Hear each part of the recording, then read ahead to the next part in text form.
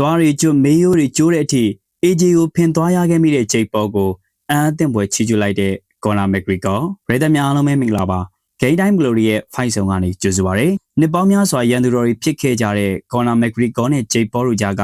မတင်မှတ်ထားတဲ့ဆက်ဆံရေးအပြောင်းလဲကပရိသတ်တွေကိုအံ့အားသင့်စေခဲ့ပါတယ်အန်တိုနီဂျိုရှွာနဲ့ထိုးတက်ပြီးတဲ့နောက်မေယိုနှစ်ဖက်စလုံးချိုးသွားတဲ့အထိပြင်းထန်တဲ့ဒဏ်ရာရခဲ့တဲ့ဂျိတ်ပေါ်ကိုမက်ဂရီကောက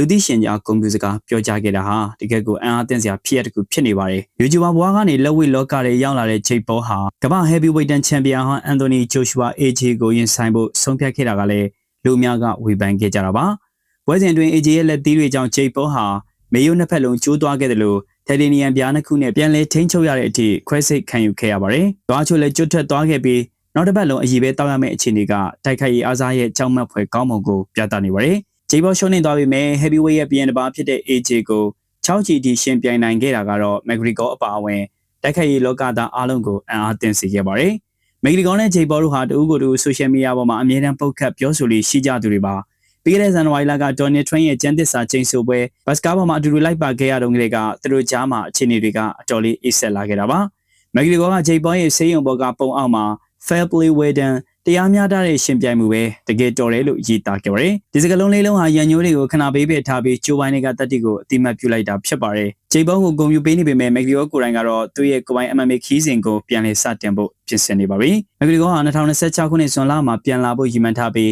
အထူးသဖြင့် UFC White House ကိုအမည်ပေးထားတဲ့ပွဲကြီးပွဲကောင်းမှာပါဝင်ကျင်နေတာပါ။ဒီပွဲဟာနိုင်ငံရေးနဲ့အားစားကိုပေါင်းဆက်ထားတဲ့ထူးခြားတဲ့ပွဲစဉ်ဖြစ်လာဖို့ရှိပါတယ်။2021ခုနှစ်ကတည်းကအနားယူနေတဲ့မက်ဂရီကောအတွက်ပြိုင်မဲ့ကတော့ချန်ဒလာပဲဖြစ်ဖို့ရခိုင်နှုန်းများနေပါတယ်။ဒါပေမဲ့ UFC အနေနဲ့ဖေဖော်ဝါရီလကျမှသာဘယ်သူက headline ထိုးရမလဲဆိုတာကိုအတည်ပြုမှာပါ။ဂျွန်ဂျုံးစ်လိုကန်ဝင်တွေကလည်းဒီ White House ကတ်မှာပါဝင်ကျင်နေရကြောင်းမက်ဂရီကောအနေနဲ့သူ့ရဲ့ဈေးကွက်တန်ဖိုးကိုထိန်းထားဖို့လိုအပ်နေပါတယ်။